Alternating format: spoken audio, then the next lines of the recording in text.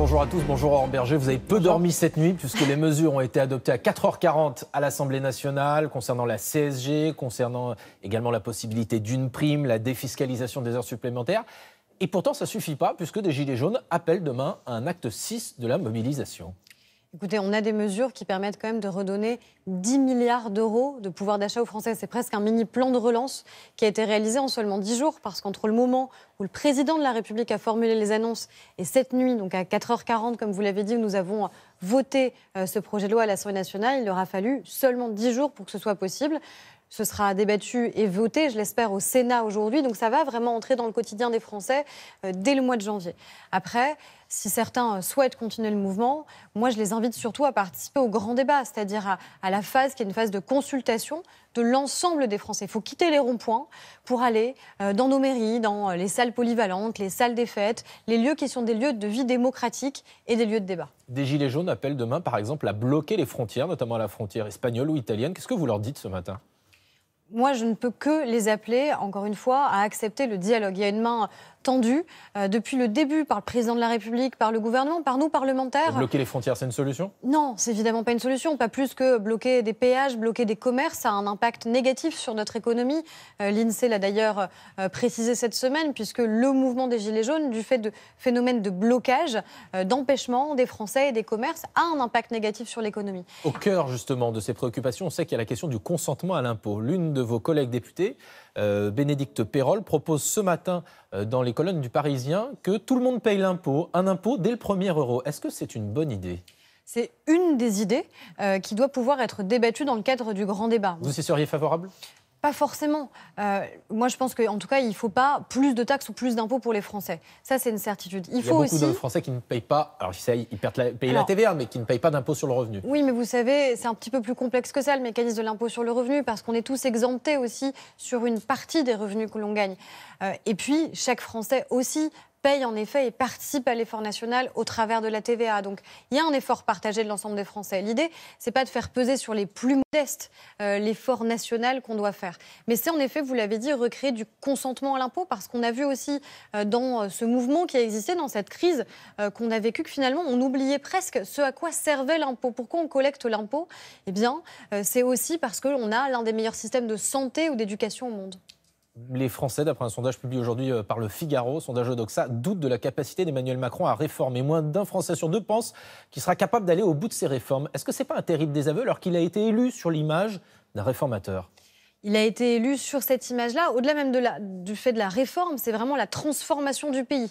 C'est ça qui a été promis aux Français et c'est ça que les Français ont voulu. Et non, c'est absolument pas terminé. On a voté cette nuit un plan de relance, parce que c'est 10 milliards de pouvoir d'achat supplémentaires pour répondre à une crise conjoncturelle qu'on avait. Est-ce qu'il est en capacité politique aujourd'hui de réformer en 2019 ? Oui, et c'est une nécessité. Moi, je ne veux pas que ce qui s'est passé en 2017, ce soit finalement un répit qu'on aurait gagné en France par rapport à une avancée inéluctable des populistes d'ultra-gauche, d'ultra-droite qui montent partout, que ce soit aux États-Unis, que ce soit au Brésil ou que ce soit en Europe. Il ne faut pas qu'on soit juste une parenthèse. Il faut vraiment qu'on fasse la démonstration de notre capacité à transformer le pays. Et dès 2019, c'est des chantiers majeurs. C'est la réforme de l'assurance chômage, c'est la réforme de l'éducation nationale avec la scolarisation obligatoire des 3 ans, c'est la réforme de notre régime de retraite. Mais qu'est-ce qu'il faut faire en 2019 justement pour éviter les erreurs de 2018 de votre côté ou du côté de l'exécutif ? Vous dites il faut que le politique reprenne la main sur les technos.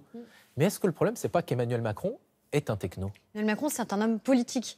C'est un homme qui a fait des choix politiques d'engagement de manière extrêmement claire au moment de la campagne présidentielle et qui a tracé une route. Et c'est cette route-là qu'il faut absolument poursuivre. C'est ce qu'on a fait quand on revalorise le travail, par exemple, sur la prime d'activité.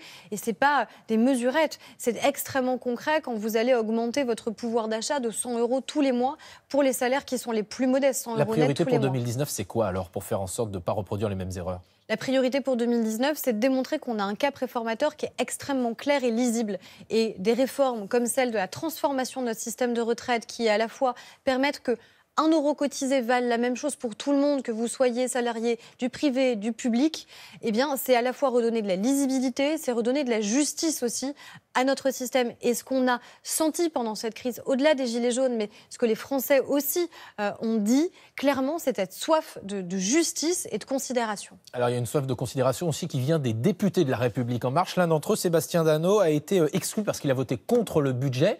Est-ce que c'est comme ça qu'on écoute davantage les députés ? Vous savez, le vote du budget, c'est finalement un vote de confiance. Est-ce qu'on est d'accord ou non avec la politique qui est menée ? Un budget, ça n'est jamais que la traduction de choix politiques. À partir du moment où on vote contre le budget, on s'exclut de soi-même du groupe auquel on appartient. Et là, clairement, moi, j'ai voté aussi pour son exclusion parce que c'est un enjeu de clarification. Mais au-delà de son cas, beaucoup de députés se disent aujourd'hui qu'ils ne sont pas assez entendus par le président et le Premier ministre. Est-ce que c'est le cas ? Comment on fait pour qu'ils soient davantage entendus ? Et vous savez, on a été entendu, par exemple, cette semaine de manière très claire parce que tout d'un coup, on a appris qu'une disposition majeure sur l'accompagnement social dans la transition écologique, sur la prime de conversion, sur le chèque énergie, etc. Exactement. Mais en tout cas, tout d'un coup, on apprend qu'il y a une disposition sur laquelle on va revenir. Vous avez été entendu ou est-ce que vous leur avez tordu le bras ? Non mais attendez, on a été clairement entendu. C'est-à-dire qu'en l'espace d'une heure et demie, le Premier ministre a accepté, entendu les arguments de ses parlementaires, de sa majorité, et on a maintenu tous les dispositifs d'accompagnement social à l'écologie, en plus des mesures qui ont été annoncées par le président de la République, comme l'annulation de la taxe carbone. Donc on a une majorité, vous savez, parfois on nous dit à quoi vous servez dans la majorité. Eh bien, on sert aussi à ça, on sert à rappeler que c'est le politique qui doit absolument gouverner dans ce pays, donner le cap et tenir aussi sur les décisions. Et typiquement aussi sur la prime d'activité, le politique, il a un rôle majeur à jouer, parce que malheureusement, il y a encore 20% des gens qui devraient pouvoir avoir accès à la prime d'activité, qui ne la demandent pas pour plein de raisons différentes. Eh bien ça, c'est le rôle du politique, de faire en sorte que personne ne renonce à un droit auquel il pourrait prétendre. En 2019, il y aura aussi les élections européennes. Toujours selon le même sondage que j'ai cité il y a quelques instants, 55% des Français se disent favorables à une liste Gilets jaunes.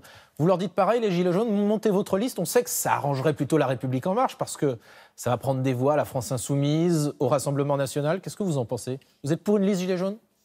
Moi, je suis en tout cas pour la démocratie et la démocratie représentative. C'est qu'à un moment, on se confronte à l'élection. C'est pas la même chose de manifester, de bloquer, d'aller sur des ronds-points. On a des cris d'alarme, en effet, et c'est intéressant évidemment, et chacun est libre de pouvoir manifester. Électoralement. Moi, je ne sais pas si ça nous arrange ou pas. Je sais juste qu'en tout cas, c'est pas sain de continuer à vouloir créer du blocage. Nous, on a été élus justement pour débloquer la société parce qu'il y a un certain nombre de choses qui fonctionnent pas. Il y a des gens qui sont bloqués parce qu'ils sont... Vous les incitez à se présenter. Et moi, je leur dis juste, retrouvons le chemin de la démocratie. Et l'un des leviers pour le faire, c'est qu'en effet, ils se présentent. L'objectif pour La République En Marche, en un mot, c'est d'être en tête, évidemment. L'objectif pour La République En Marche, c'est de faire en sorte qu'au soir des élections européennes, il n'y ait pas une vague populiste à travers l'Europe et qu'il n'y ait pas une vague populiste en France. Merci beaucoup, Aurore Berger. Merci à vous.